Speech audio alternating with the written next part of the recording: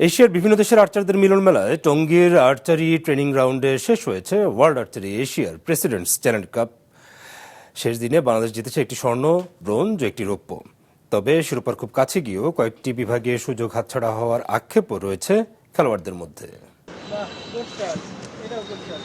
নিজ দেশের জার্সি নয়, ভিন্ন দুই দেশের পতাকা এক করে গড়া জুটি, কিন্তু লক্ষ্য ছিল একটাই, স্বর্ণপদক জয়। সেই লক্ষ্য পূরণ করে ঢাকার টঙ্গীতে হওয়া প্রেসিডেন্টস চ্যালেঞ্জ কাপের সিনিয়র মিক্সড টিম রিকাভ ইভেন্টে স্বর্ণপদক জিতেছেন বাংলাদেশের সুমাইয়া শিমু ও মালয়েশিয়ার মোহাম্মদ দানেশ। তারা ৬-০ সেটে হারিয়েছে নেপালের তিলক ভার্মা ও মালয়েশিয়ার আরিশা জুটিকে। খুবই আনন্দ হচ্ছে যে গোল্ড পেয়েছি। আর আমাদের যে জয়েন্ট ট্রেনিং, এটা বাংলাদেশের প্রথমবার।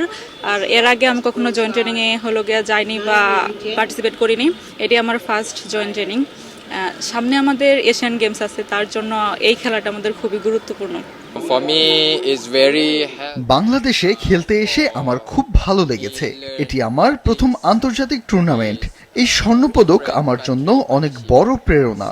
সামনে মালয়েশিয়ায় সি গেমসে খেলবো।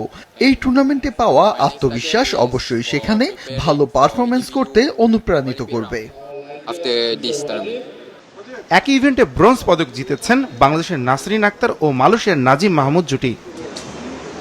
বিকেলে ছেলেদের রিকাভ এককের ইভেন্টে দুর্দান্তভাবে ফাইনালে উঠেছিলেন বাংলাদেশের রামকৃষ্ণ সাহা। প্রতিপক্ষ ভুটানের শেরলিং কিল্ডের কাছে ৬-২ সেটে হেরে হাতছাড়া হয় তার স্বর্ণপদক। হিউম্যান বিং হিসেবে অবশ্যই কষ্ট লাগার কথা, যে জিতে গেলে আরেকটু বেশি ভালো লাগতো এবং দেশকে একটা গোল্ড উপহার দিতে পারতাম। So next time I will try my best. পুরো টুর্নামেন্টে ছেলেদের রিকাপে একটি রৌপ্য জিতলেও বাকি 3টি ইভেন্টে ব্রোঞ্জ হাতছাড়া হয় বাংলাদেশের। দিনের শুরুটা আমাদের খুব ভালোই ছিল, মেয়েরা দারুণ খেলেছে, 3টি পদক হাতছাড়া হয়েছে। শেষ মুহূর্তে রাম দুর্দান্ত খেলে ফাইনালে উঠলেও প্রতিপক্ষকে কিছুটা বেশি সুযোগ দিয়েছে। ম্যাচে কয়েকটি ভুল ছিল, আর হয়তো বাতাসও একটি বড় প্রভাব ফেলেছে। এসব ভুল নিয়ে আমরা অবশ্যই কাজ করব। ৩০ জুলাই শুরু হওয়া জয়েন্ট ট্রেনিং প্রোগ্রাম ও প্রেসিডেন্টস চ্যালেঞ্জ কাপের শেষ হলো রোববার। ২৬ দেশের অংশগ্রহণ হয় এই আয়োজন।